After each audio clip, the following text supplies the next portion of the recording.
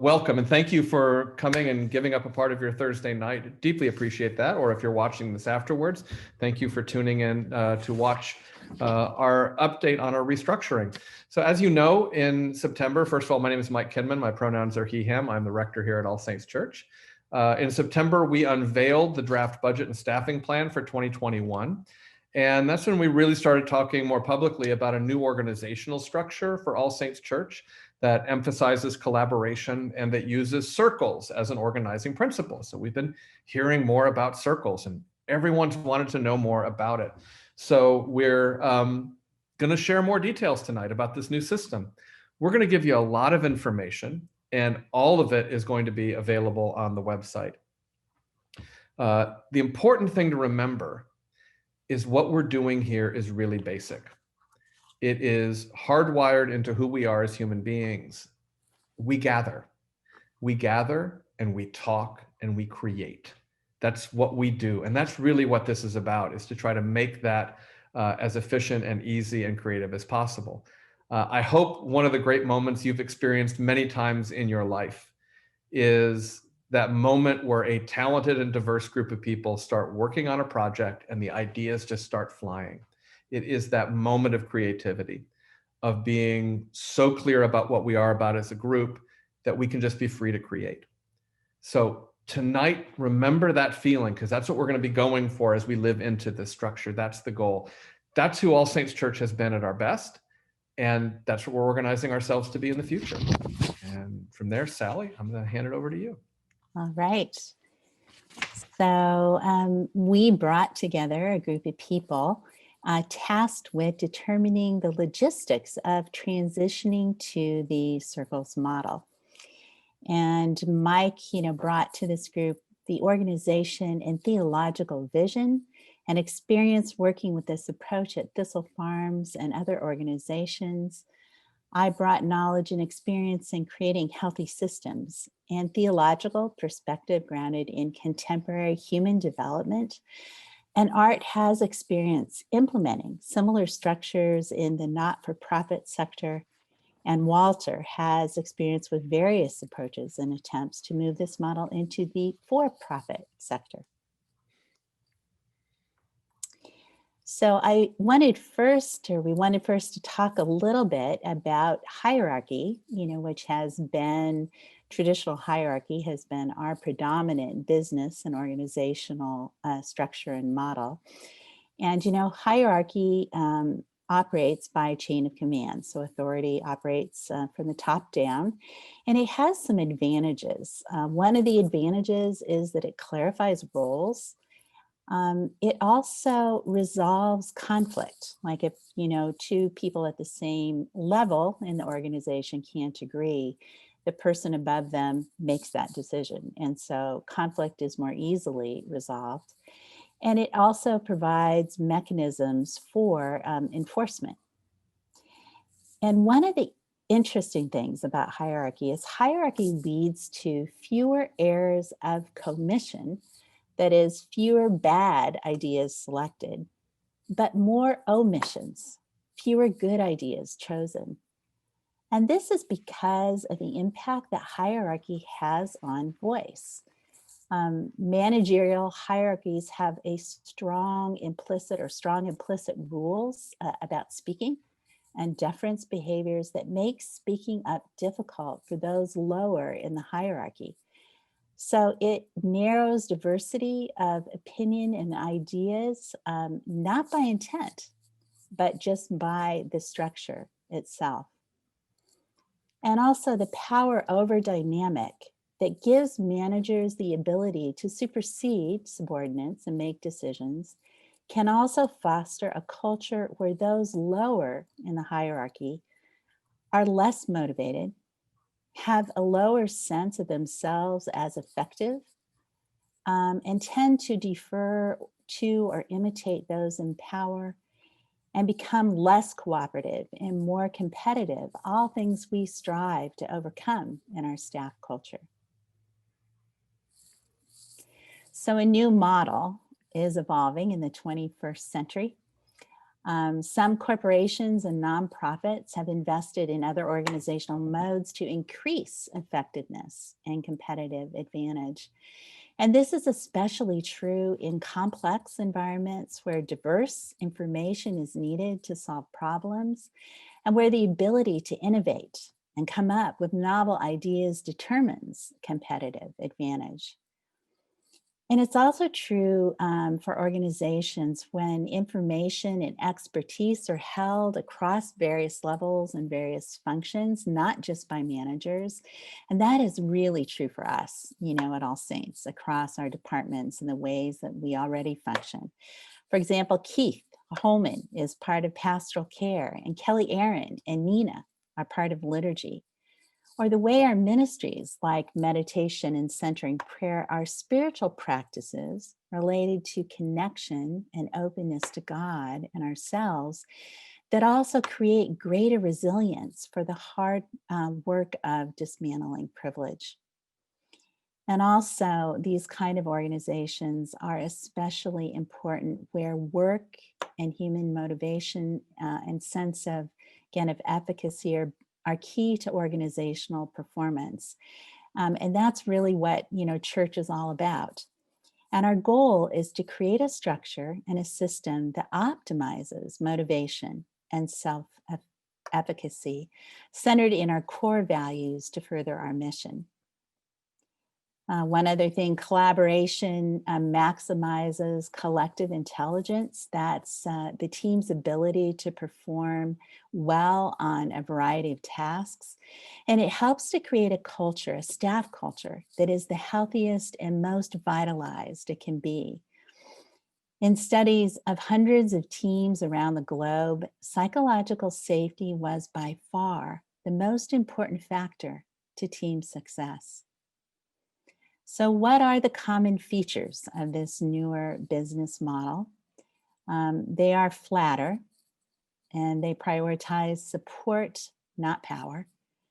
They have overlapping teams or circles of employees, a collaborative focus, and shared authority or decision-making that places decision-making closer to the people doing the work.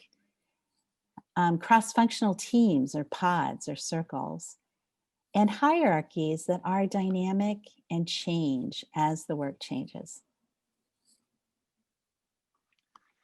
So we've been talking about this from a business standpoint. We've been talking about it from a psychological standpoint. And we're more than just a business, we're a church. And one of the things I love about this is this goes back to the real basics of who we are as a community of faith. So we say in our mission statement, we're an Episcopal church walking with a revolutionary Jesus. Well, what made Jesus revolutionary was the way Jesus loved. And Jesus loved subversively. Jesus lived in a society where there were all sorts of different hierarchies, all sorts of different authorities. There were people who were insiders and people who were outsiders, and the two weren't supposed to meet. There were all these purity rules, and you shouldn't violate them. And what Jesus did in the midst of that is said, I'm going to set a table and invite everyone, and everyone gets to be at the table together. For Jesus, the power at the table was the power of love. And love is never just held by one individual. The power of love that is Christ is shared and held by all. And so that's what's in the center. Now, the church took this, and originally the church gathered like this. And we see this in the epistles. We see stories of the church gathering in small groups, sharing their food and sharing all their possessions. And it was an incredibly collaborative environment.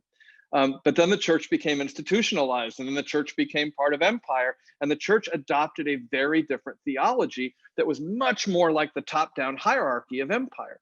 Now, in this picture, you can see in back of me, there's some, I know what that is, that's the old altar of All Saints Church, which used to be up against the back of the wall. That's used to be how we did Eucharist. The priest, and it was always a he back then, would preside, would celebrate Eucharist, and often it was called offering the sacrifice of the Mass. And it was this idea that the priest stood in for Jesus, and Jesus's job was to do all the work and determine how things happen. Well, we recognized over the last 50 to 70 years that that's not a theology that we wanted to embrace anymore.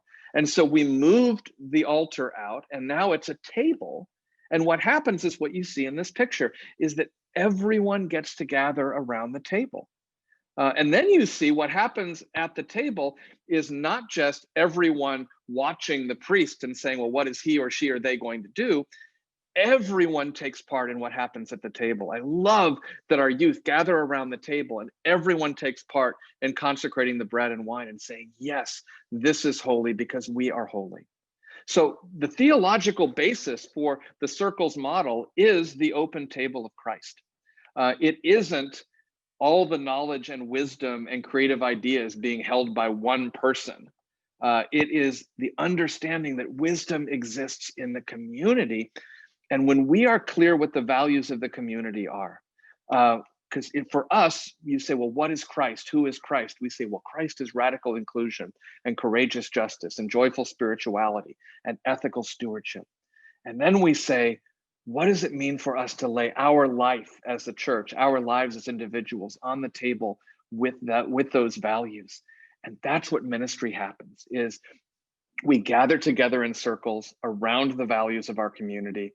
We're invited to lay our lives on the table with those values, and then we see what happens.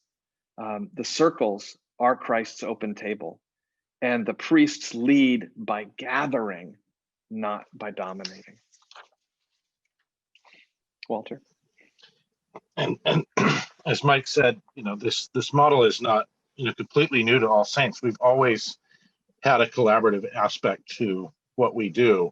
But coexisting with that, there's also always been a clear hierarchy with the rector right there at the top, and the authority is distributed based on proximity to the rector, and power is granted by the rector, and the previous organizational structure embodied this hierarchy and use of authority. And this is just how church and business has been done. I mean, every church I grew up in was set up this way. Most of the companies I've worked for were set up this way. But what we're learning is that there are better, more creative ways to operate. And All Saints is already doing this. Some examples from this year of this model in action is liturgy design, the vestry, and the Warden's Planning Task Force. What we're really about doing at this point is putting in the scaffolding and the structure to make this the permanent basis of how we operate at All Saints Church. As Walter stressed, our church has long been a collaborative venture, and so our goal is to build on that unique strength. And we're speaking today of letting the church's best light shine, as the Reverend Spellers preached at the Diocesan Convention last Sunday. To build on our church's strength, we not only speak about an operational structure, but we also speak about our staff's culture. An organization's culture is a set of shared beliefs and agreements that guide internal behavior and create a unique social and psychological environment for the employees. Researchers describe all sorts of corporate cultures, from the most oppressive to the most productive. And the most productive supports a collaborative culture where the entire staff sets goals together and works in teams. While again, this culture is not new to All Saints, we believe this organizational structure will strengthen and deepen the existing culture. To this end, we also seek to support our staff in new ways so as they embrace and thrive in this new work environment. No, Walter? Yep. So back one. Back one. There we go. So in that spirit, in the coming months, we're going to be working collaboratively to look at any staff culture issues that may impede our adoption of this model. Whenever you take on a major shift such as this, there's always going to be a tendency for a gravitational pull toward the old way of doing things. So we're going to be proactive about looking for that. Looking at technological options to facilitate and optimize collaborative work. We're going to need to look at how financial resources are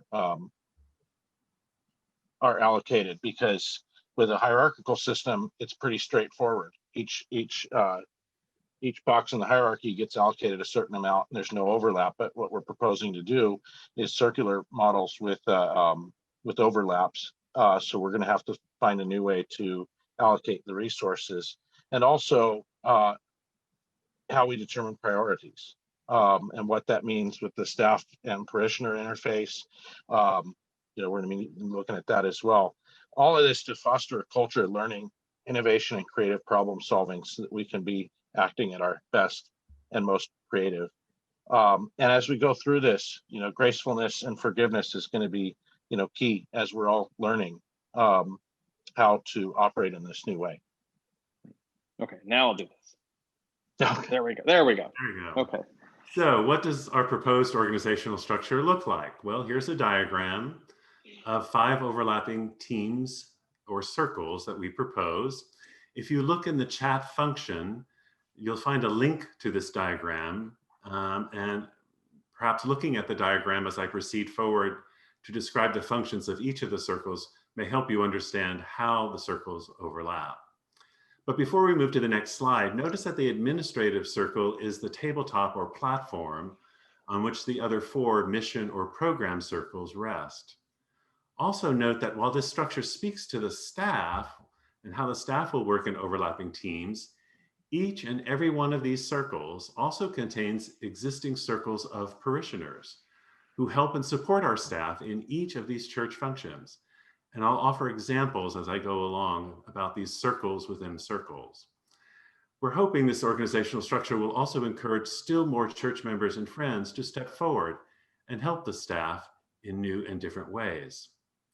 So let's look at the first one, which is Liturgy and Worship Circle, which gathers our community in expressions of self-offering to worship God.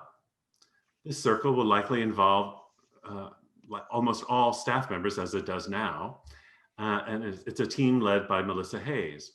But there are also several other circles of parishioners that support this staff work, like the Altar Guild, the choirs, the lectors, the ushers, the accessibility ministry, and many other parishioners.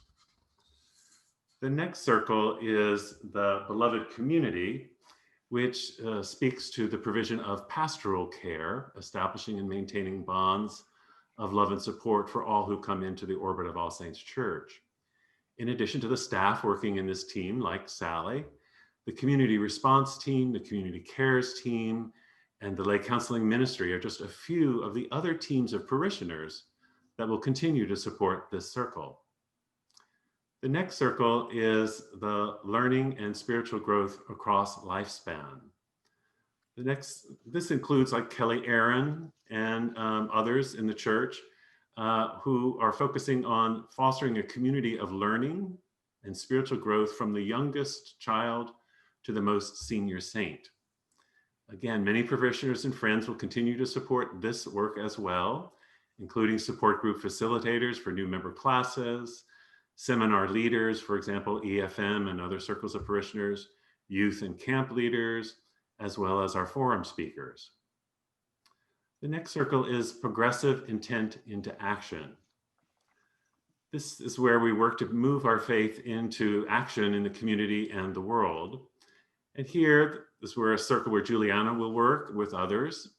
Again, many parishioners, especially all the good folks advancing many of our ministries, will continue to support this circle. These friends include people advancing the foster care project, the racial justice ministry, the action table team, and many, many others. And finally, we go back to the administrative circle. In addition to buildings and grounds staff, the AV and communications teams, and our team of administrative assistants, still other circles of parishioners and friends will continue to support this circle as well, such as the vestry's committees, Holy Rakers, the PACES team, and the celebration planning team, again, among many others.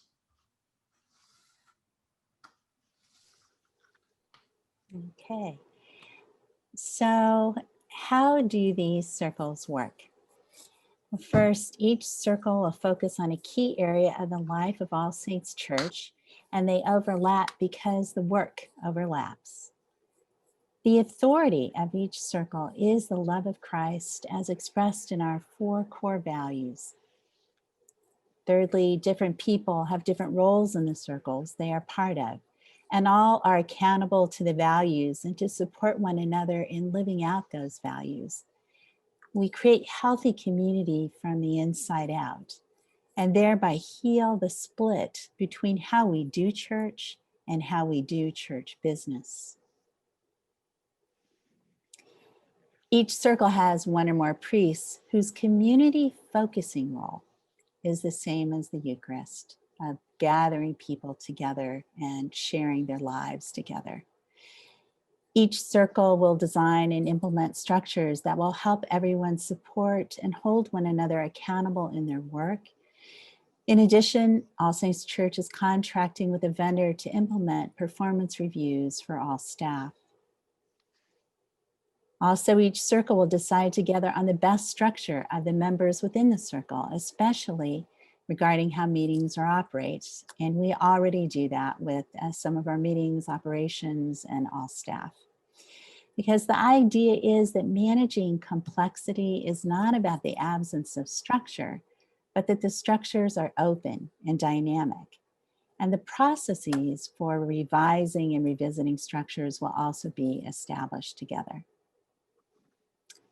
And the last slides on how the circles work. Each circle will include parishioners sharing in the work either on a project level basis or on an ongoing basis, as Art has talked about. And the mission of the church is primarily carried out by the people of the church, equipped and empowered by the staff. Priests will meet regularly to coordinate the operations of the circles. And the rector, wardens, and vestry, in collaboration with staff, will set the overall mission direction of the church. So we're going to talk now about what is this going to look like. Give us some examples. So this circle is liturgy and worship. And as we talked before, this circle will create and chart the evolution of our worship life. Now, the word liturgy, etymologically, literally means the work of the people. It is supposed to be something that is done by all the people. And yet traditionally in the church, priests determine worship for the congregation. Now, All Saints Church has a history of spreading that authority. We have a language and liturgy group. We have other groups that have been involved in worship. But even more recently, we've been expanding that circle. And that's why I wanted to talk about this one. It used to be that on Tuesday afternoons, I would have a meeting with Melissa Hayes, the director of liturgy, and Wei Chung Zhao, the director of adult music, and Jenny Tisi, who's the director of children and youth music. And we would basically plan out the liturgy. Now our liturgy planning meetings have a lot more people. They have Kelly Aaron O'Phelan in them. They have Terry Knowles in them. They have Nina Scherer in them. Sally Howard and Susan Russell and Alfredo Ferragrino and Dan Cole. We have a lot more people involved, and this is a lot more of what it's going to look like. And so the circle structure, which we're already living into, supports us as priests sharing that responsibility broadly with the community. And the idea of shared responsibility and shared authority is something you're going to be hearing a lot of. So the priest's job, instead of determining everything that's going to happen, is to gather the people, lead everyone in offering our whole selves to our life of worship. And again, it's that focusing work. Keep the work of liturgy focused on the revolutionary Christ. In my experience, this work is often much more carried out by asking questions than by making statements. It's about saying, what do we think radical inclusion looks like here? What do we think joyful spirituality looks like here? Not dictating, but making sure we're focused on the values, because the values, that's who Christ is. So what happens when you take this circle, liturgy and worship, and overlap it with others? And so I just want you to imagine some possibilities. And all of these are things that we have already talked about and are starting to dream about. The first is, imagine the preaching and worship being coordinated and supporting themes and faith formation across the congregation for all ages. So what you hear in the pulpit is linked to the book that Kelly Aaron is reading in Children's Chapel, is linked to the guest in the forum, is linked to a Bible study group that is happening in small groups. And all those are connected so we can have conversations across generations about what we're learning. Imagine our music programs. And this is something that we've been talking about with Wei Chung and Jenny. We have these amazing music programs that almost always you have to come into the church to hear. What if those were part of our progressive intent into action and a part of our embracing those among us in vulnerable populations in our area, doing things like Vijay Gupta and Reena Esmail have done with things like Street Symphony? What if we took prayer and worship and said, this isn't just for when you come to church, but we have opportunities for individuals and families at home and for small groups? What if we had children and youth, not just in the traditional roles of acolytes and children and youth choir, but actively participating in all aspects of our worship life? We've started doing this by having youth preach, not just on Youth Sunday, but what if youth were actively involved in every aspect, including designing liturgy?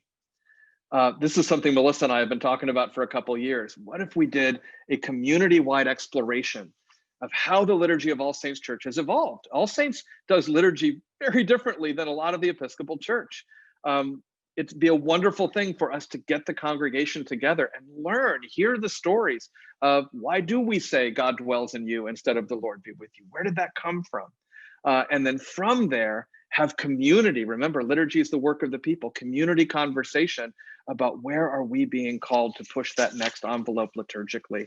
And where are we being called to say, this is something we've done this way for a long time. And we know for these reasons that we're called to keep it this way. Walter? So undergirding all of this is the idea of learning. To take a quote from an educator named Louis Perlman from the early 90s, actually, learning is what most adults will do for a living in the 21st century.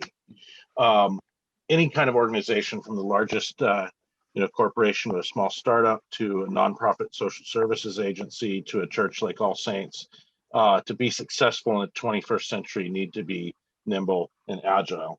If 2020 has taught us anything, it's that that we need to be able to respond to rapidly increasing pace of change in the environment, and to be able to go with something, not wait for it to be perfect, but just try things and adapt as we go, and know that we'll get there.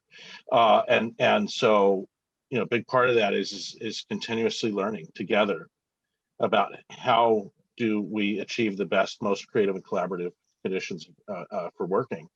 And so to that, what we're presenting here is initial structure, and it will adapt. Together we'll adapt it as we learn how well it's working and what other opportunities come our way. And it's just going to be fluid, and it's going to be awesome. Of course, the ultimate goal of this new operational structure is first and foremost to support our staff. In this kind of collaborative environment, staff members as a whole team set our church's mission and program goals together, adding fresh eyes from each corner of the church to that conversation. Also, every staff member will be closer to the decision-making that directly affects their work product. We also hope parishioners working as volunteers will be more integrated into the church's organizational structure. Overlapping teams often speed program development and program implementation. In this kind of structure, the organization can increase staff empowerment and eliminate silos, so all staff have a voice in every corner of the church. Plus, more decisions can be made without rector and vestry involvement. I know for a fact that this kind of structure also improves employee morale. And the church can be more responsive to the needs of the congregation and offer parishioners new opportunities for short and long-term projects to advance all mission and program teams. So this was the big question that when we did this presentation for our staff on Tuesday, and of course everyone wants to know is, well, who's where? Well, it wouldn't be a really great collaborative system if we started out with a top-down edict that says, here's exactly where everyone is going to be. So right now the staff's going through a process of envisioning and determining the membership of the circles based on individual interest and organizational needs. And what I've actually asked the staff to think about is, think about where's the really obvious circle that you need to be involved in. And it's sort of the low-hanging fruit is like someone like Melissa Hayes, who her job title is Director of Liturgy. So yeah, she needs to be in the liturgy and worship circle.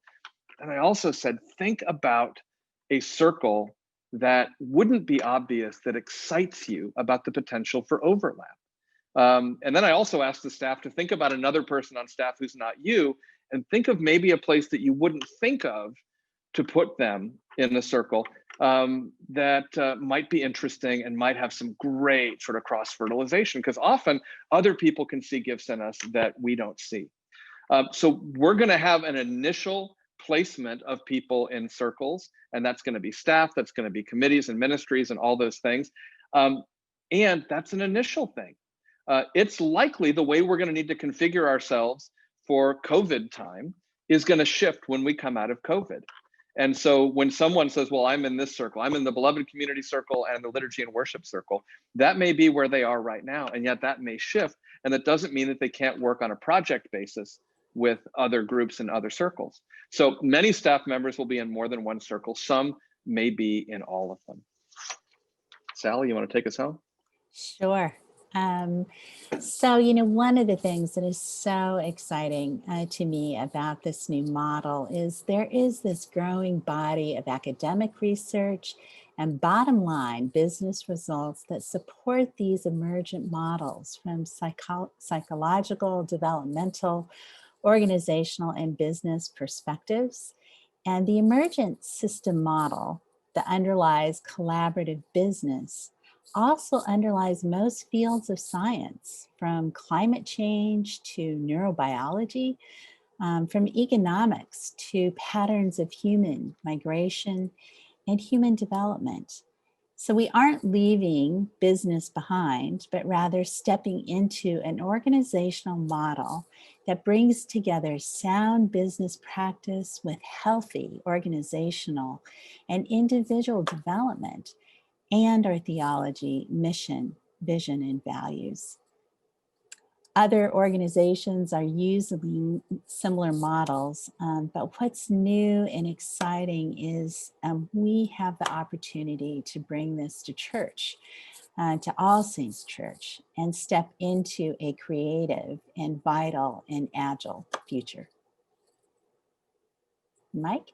So just some final thoughts. We've talked for a while about the work of the next 12 to 18 months is building that bridge to the future. We're doing a restructuring right now. Some of the changes we're making are just for COVID, but this change is a permanent one. This is what, it's going to, and I say permanent, it's a new model that is going to evolve, and it's going to allow us to thrive in 2021, 2022, 2023, and beyond. And a big piece of that is, we've seen it this year, and Walter talked about it before, the pace of change keeps getting faster and faster and faster. And you need to have a model of organization that allows you to adapt to that change. And that's what this one is going to do. And so we believe that this model is going to help us be an even greater force for good. I know the phrase that Marianne Ahart likes is a force multiplier. When you get creative people together and they understand the values of the organization and the community, and you say, create at the intersection of these values, the life of the world and what's happening in our life, amazing things can happen. That's happened in the past in All Saints Church with the best of organizational thinking. This is our way of ensuring it's going to happen in the future with what is now the best of organizational thinking. And I wouldn't be doing my job if I didn't say, please join us on this mission. Invest in this transformation if you haven't pledged already for 2021.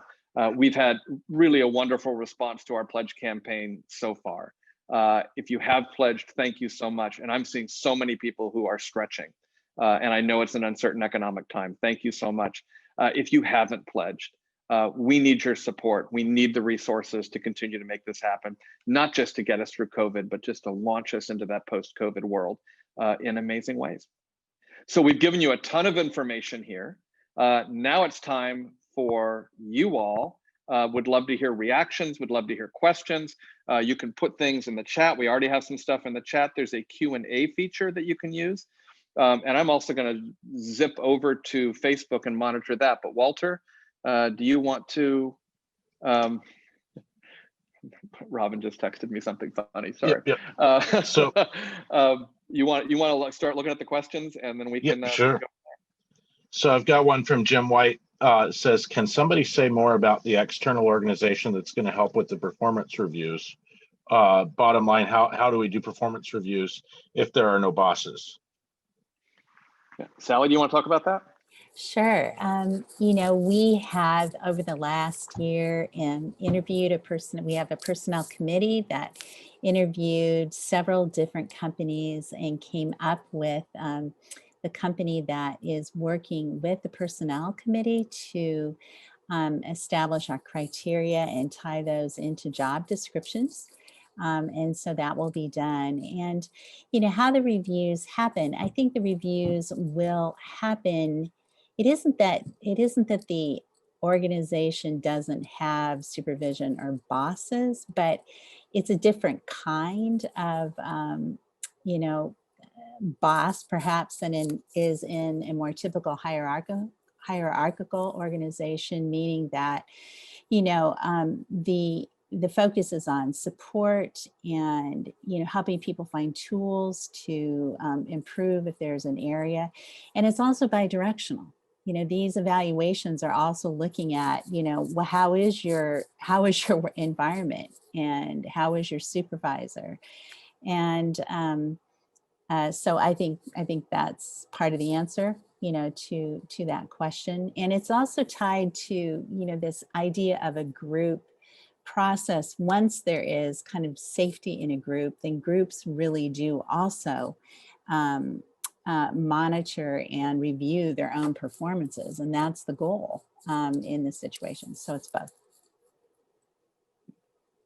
Other questions or comments? You can put it in the chat or you can put it in the Q&A. Question, I've got one from Facebook here. When things get down to an either or decision in each circle, how do you envision major decisions being made? Democratic votes or other? Who wants to take that? Art, do you want to talk about how, or Walter, like you've worked in systems like this, how has that worked? So it can be kind of a both and. I mean, at the end of the day, there will be people in the organization who, you know, have the responsibility for making the decision if there is a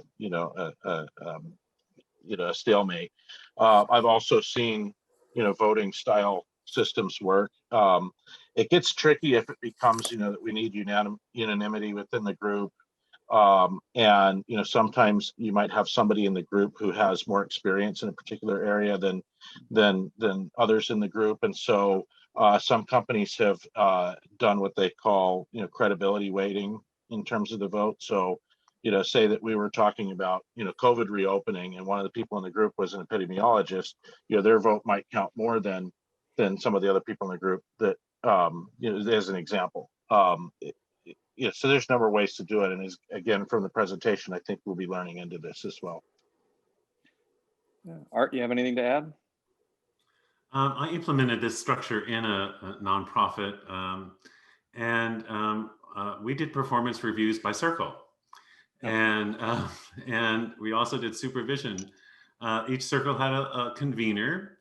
And if they're absolutely, there was maybe once in the 3 years I was there that I had to actually step in, but that was largely because we were in negotiations of a merger and we needed to be careful about what information was made public before we had an opportunity to talk to the company that we were thinking about merging with. But otherwise, the group usually works itself out, and it's usually by consensus. Mm-hmm. And there was also a process by which if people weren't happy with the ultimate consensus decision, they could put a mark on a board, and that meant that we needed to have a post-mortem after it was all over to go back and see, you know, did we let go and let God, and did that work, or should we have done something else? And so that then helped us to make future decisions as we moved along. That's great. Yeah, and that's kind of my experience working here. I've been trying to work on a consensus model since I've gotten here. And there really have been very few times. I have canonical authority. If push comes to shove, I have canonical authority, but that's just not generally the way that we've been working together for the last 4 years. I find almost everything you can reach some sort of consensus on. Derek Wan was raising his hand. And so Derek, I'm glad you were had you join us. You've had experience working with systems like this. I know in your time at Netflix and maybe other places. I was wondering, is there any sort of other comments or things that you'd like to say? because you had your hand up. There's a few different structures to think about. Consensus is really hard, especially because as you guys are talking, those groups can be really big. But I think one of the things to think about, and I love the structure, is when you look at the staff that is hired, I look at them as informed captains, right? They're being paid to do the job, and there's teams that work around them. Each of you guys have your specialties and specializations in certain areas. And while you have touch points on each of the different groups, there is an informed captain in every single group, which is so exciting and enriching. In these circles, what I'm very excited about, and you know I love this, Mike, you've mentioned it before, is you are now allowing the group, that person, that informed captain, to really listen to everyone who is interested in that circle. Right. And what's wonderful about this circle is you're all moving toward the same strategy versus just the one strategy of one person. So when you think about that, you're getting that informed captain. So let's say Sally is leading learning and spiritual growth, and I'm making it up a little bit. There may be other staff members or volunteers in that group, but we're hoping that Sally is being paid to make the decision, but to be informed about where the decision making comes. But it also allows for quick change if it doesn't work, right? When I think about the feedback culture, it's so funny that people love performance reviews. The best performance review is from the person sitting next to you. Asher agrees. He's 2 years old. When I think about feedback culture, and in this kind of circle world, I do want to challenge everyone to think about, I should be able to be comfortable and trusting to give the same feedback that I would give Mike, that Mike would give me, that Mike would give Sally, that Sally would give me, regardless of our pay grade, regardless of where we are in the staff level. Because like you guys have said earlier, it isn't about that hierarchy. Yes, different people will be paid different amounts. We need to acknowledge that, yes, right? Mm-hmm. I'm going to make some assumptions. Yes, but it's about that collaborative spirit of knowing that whether you're an assistant or the rector, what you say has impact.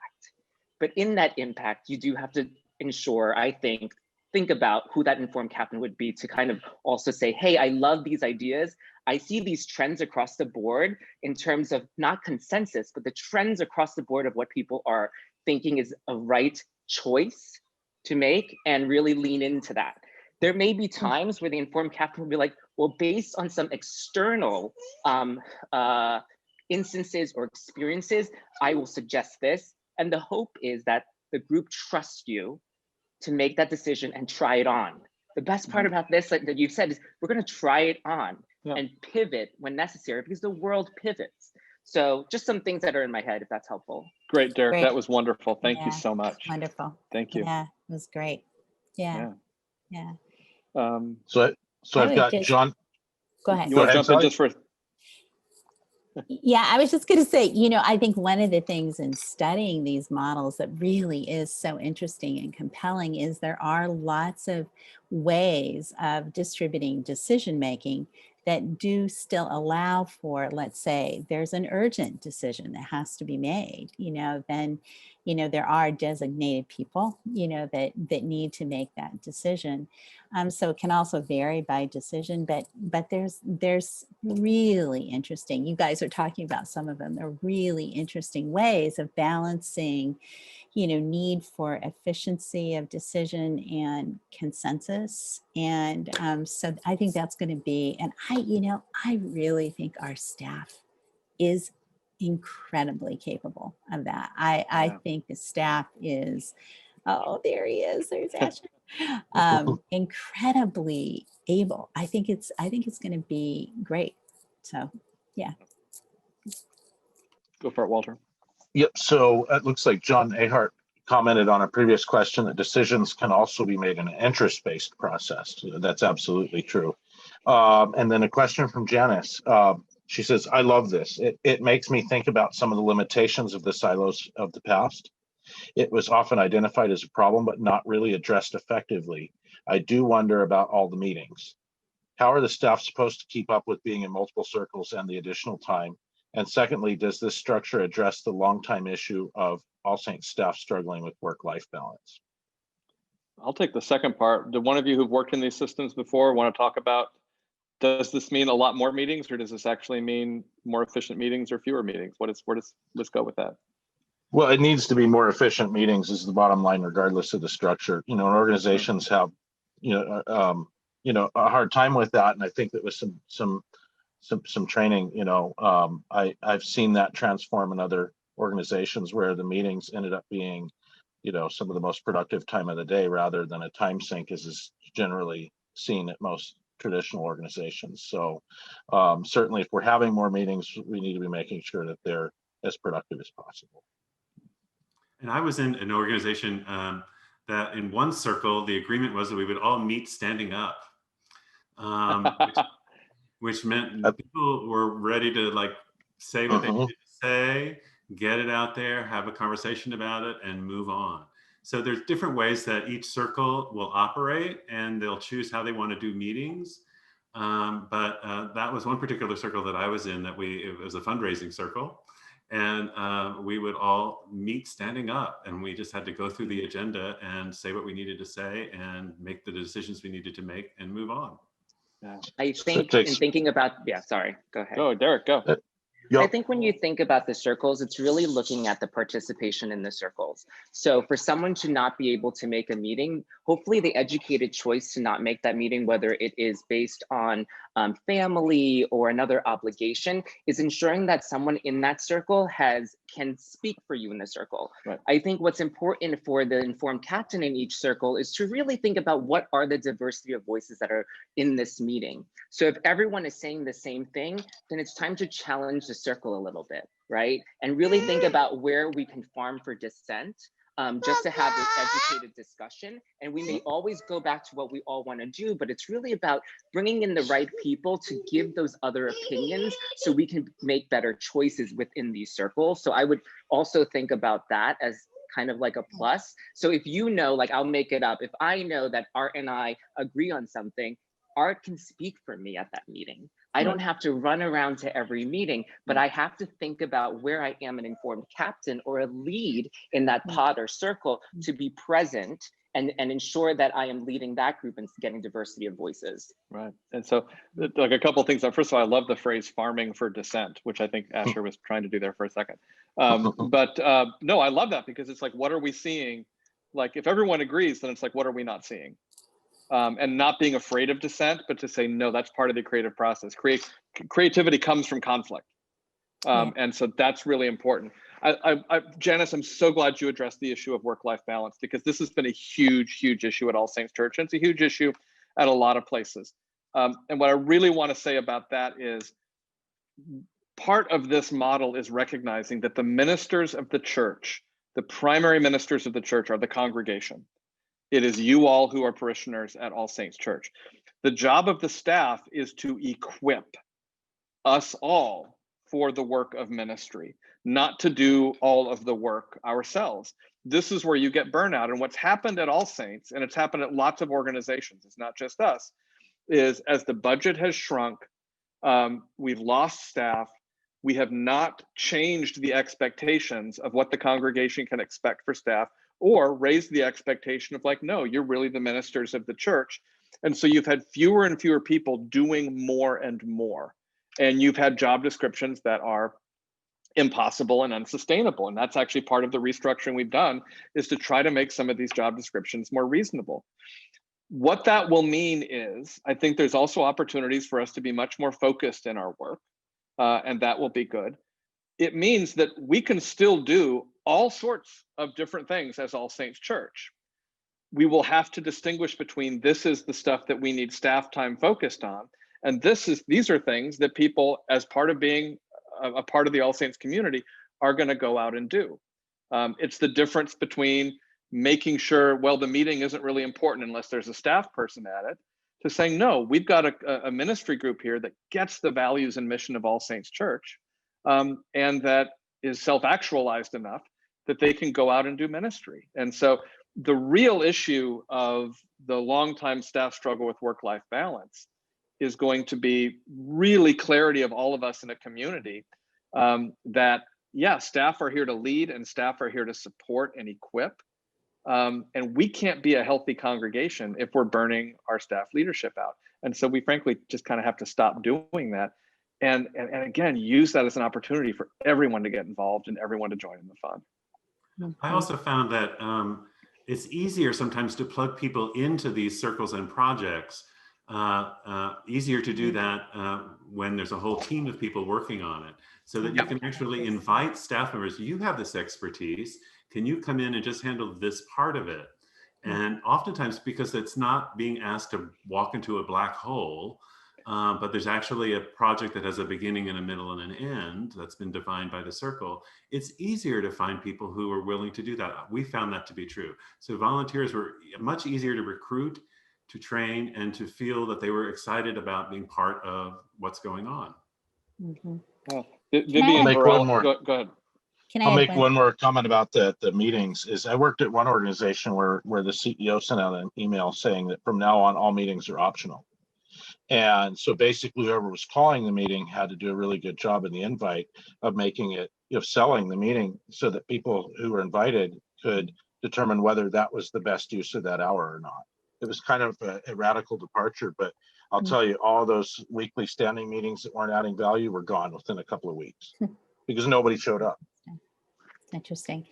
Can I just add too that in terms of diversity of voice, the research around organizational structure is that just moving from a hierarchy to a more collaborative model changes those implicit rules that, people lower in a hierarchy makes them less likely to voice opinions. So even just changing the structure in this way increases, the likelihood that people are going to have diversity of voice.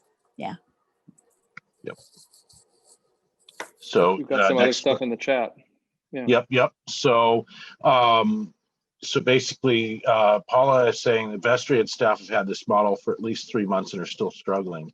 At a time of upheaval, there should be no changes to staff since they'll be shuffling themselves around already. No firing or hiring until 2022 when this model has evolved and been tested. I want to challenge some of the premise there. That first of all, while we have been living into various aspects of this model for a while, the staff just had this model presented to them on Tuesday. And the vestry has been working on a more collaborative model for the last 4 years. And I think you'd have to talk to vestry member. I don't get the sense that the vestry is struggling with it. And I feel like the ways that we have worked in, like we had a gathering right before COVID, we had to stop it, but we had a gathering of staff, we literally called the circle, and it was of basically people who were in the old model department heads getting together and would share what was going on in their department, would say, hey, here's something I need help with. And then we would also have time to talk about a big picture issue that we never seem to have enough time to talk about at all staff. That was going well. So I get what I get from staff, and staff can certainly speak for themselves, is an understanding of this model after presenting it to them, an interest, certain anxiety, which you get whenever you're trying something new, and also a sense of really willingness to try this, and interest in, and understanding that collaborative models tend to be better. In terms of no changes to staff, unfortunately, the ship has sort of already sailed on that one. We had to eliminate $1 million from the budget and do some restructuring. And so, and we do have positions that are open that we're planning on hiring in 2021. And we're posting those. So I'd love it if maybe some of you could comment on, because how do you move a system into a model like this? We used an outside consultant who was familiar with this model to help train staff to understand how it worked and how things can move faster or be different. And that person came in about every couple of weeks and helped us figure out all kinds of different issues and problems. And eventually, again, once the staff embraced it and fully understood it, they really went for it wholeheartedly. And most of them felt like all of their work was being much more creative, happening much faster, and they were energized by it. And they were also hearing voices that they hadn't heard before that improved their work product, not just the team's work product, but their individual work product. So I don't see people. Is this a system you can bring people into while you're developing it? Yeah, absolutely. yeah. Okay, good. I mean, it's a good question that Paula raises. Yeah, it is. Yeah. Is this something that you can bring people into? And Yes. so your experience is that you can. So It's certainly that's a good question. easier. Mine It's certainly too. easier if you start with day one, but we at any time. Mhm. So we have from Vivian on Facebook. We have not been properly educated that we who are not staff are just as valid as staff. Formation, lifelong learning. This is especially prevalent in the Latina community that is accustomed to clergy validation, somewhat similar to EFM formation meetings. So, yeah. And then Marianne Ahart says, and we will Yes. need to challenge our assumptions about how we work. And it's like, amen, absolutely. Absolutely. Then I got one from Phyllis. Yeah.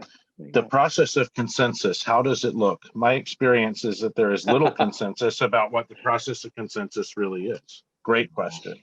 Yeah. Who wants to jump on that?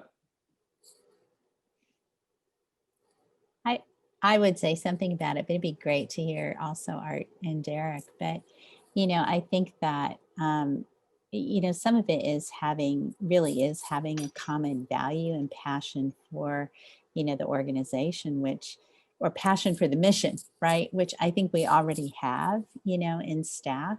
And I think, along with tools that can help with that, I think that when people have the experience, I mean, it's just true of human beings, right? When people have experience that they're valued and they're heard and their points of view, are valued, and, there's a sense of, of not of scarcity, but enough, some of these things happen. I mean, consensus happens, or consensus enough happens, right? And I love Art's, idea too, that sometimes you have to move ahead, right? And not everybody is going to agree with the decision, but also having a process where you can come back and talk about it. I think consensus is a very tricky word because people interpret it in so many different ways. Sally, you just went up and down on different ways to interpret it. I would more challenge in making sure that the diversity of voices as well as the conversation has brought enough conversation where the decision making is not necessarily about consensus, but it's about agreeing that this is the right choice at this time. And I think that's the thinking that needs to go into it. In terms of some of the questions and like the workflow, it is right. I think something that I love about Mike, and sorry, hearing feedback, is it's not about looking at what used to be, but looking to the future, right? So if we trust that we are looking toward the future of how we work at this church, how we play at this church, how we worship in this church, if we're looking forward, then comparing to what it used to be is something that is more learning versus going back to. So I think as we think about that and trusting this process, if everyone who's signing on to be part of a circle is trusting in the process, like I want to give my impact, not my opinion, my impact to create change and to create a movement in what we believe in, whether it's our mission, value, etc., then that's the movement we're going to go into. You have to trust that process. Will it be hard? Will there be times that maybe I'm in a group and I'm like, oh, nobody signed on or is trying what I thought was right. Wait, there were 5 of us who thought it was right. But what I hope the conversation comes down to is, you know what? Yes, 5 of us didn't agree in this room of 6, but you know what? We actually appreciated that one decision that was so creative and different that we should try that on because we're thinking about 20 years from now, 30 years from now versus what we used to do. Yeah. And this is where I think this is so important for us as a church, as a faith community.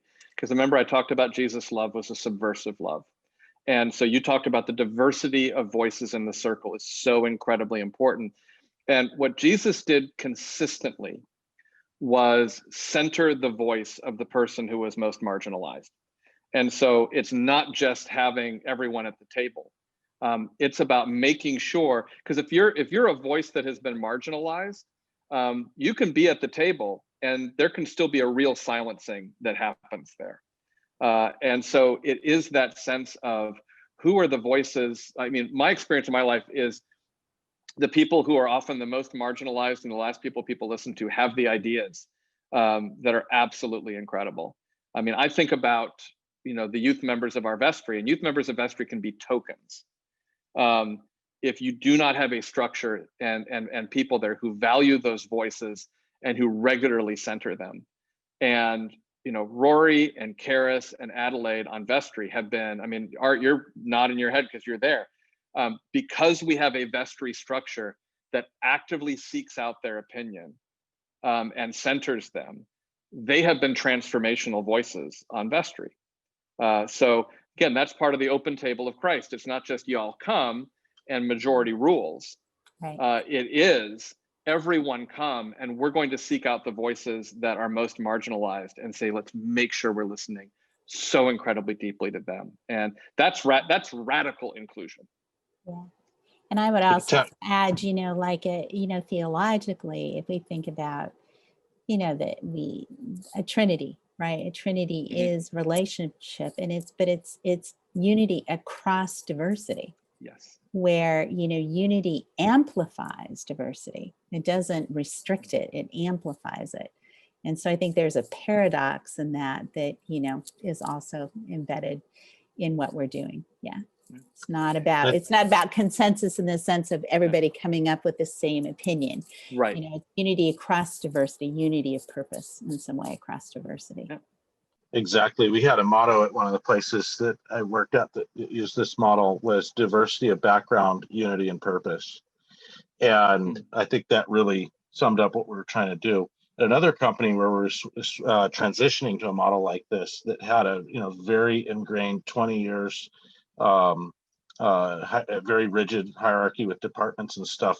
You know, we moved to this model by kind of subverting the hierarchy, by, you know, projects becoming like circles. And one of the things that we were very intentional about doing was making sure that we had diversity in what we called vertically and horizontally, which meant that we had all the different departments were covered, but we were making sure that it wasn't just, you know, directors or vice presidents, but that we were having, you know, diversity of different levels of that hierarchy as we were subverting it. So I think that's another way that you can make sure that more voices are heard.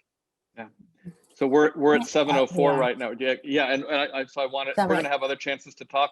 We're identifying, I said, there are other good models. Like we saw that list of organizations that have models like this, like Thistle Farms, like Netflix, you know, like Apple, like Zappos, which was interesting, and Spotify. There's good models out there of this.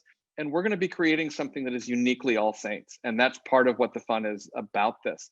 A couple issues that we're identifying already. It's like, wow, we need to look at this. And we don't have the answers yet because we haven't gone through the creative process. What does communication look like?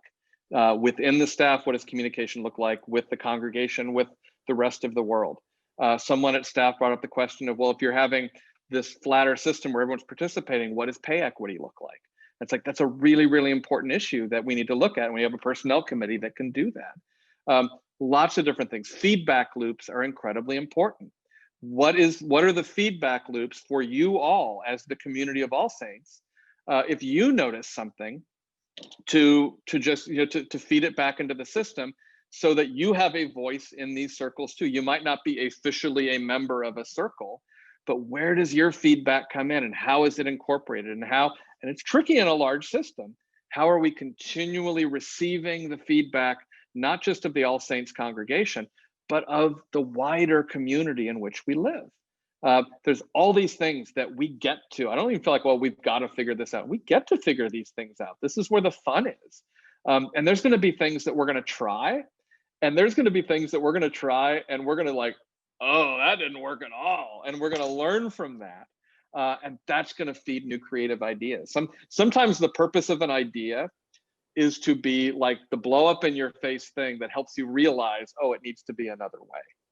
And we're going to have those moments, which is why we said we're going to err on the side of grace. We're going to err on the side of forgiveness. And as with everything, we're going to love each other through it. So any last words from the rest of you? Well, the phrase that I've heard a lot in Silicon Valley is fail fast, fail often.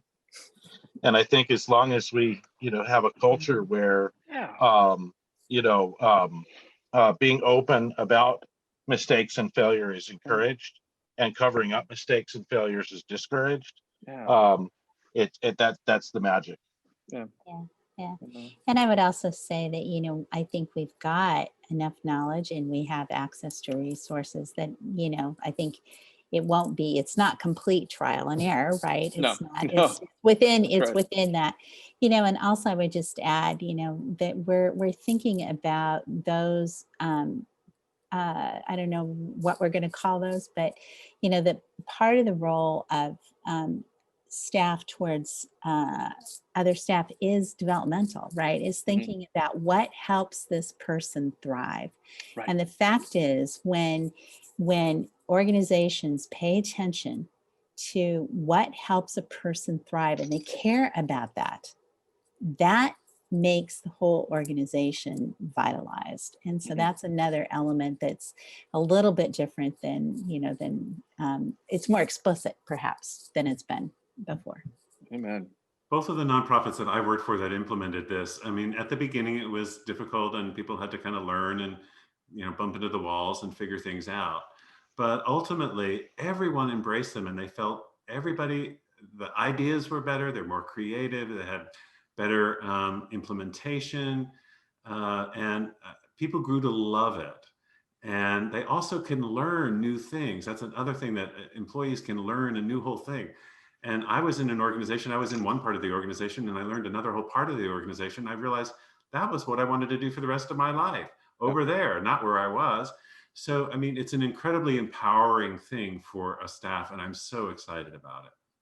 Yeah, I think when we all come back from the pandemic, if that ever happens, what a great opportunity to pivot and really move with the country and the world that is ever changing.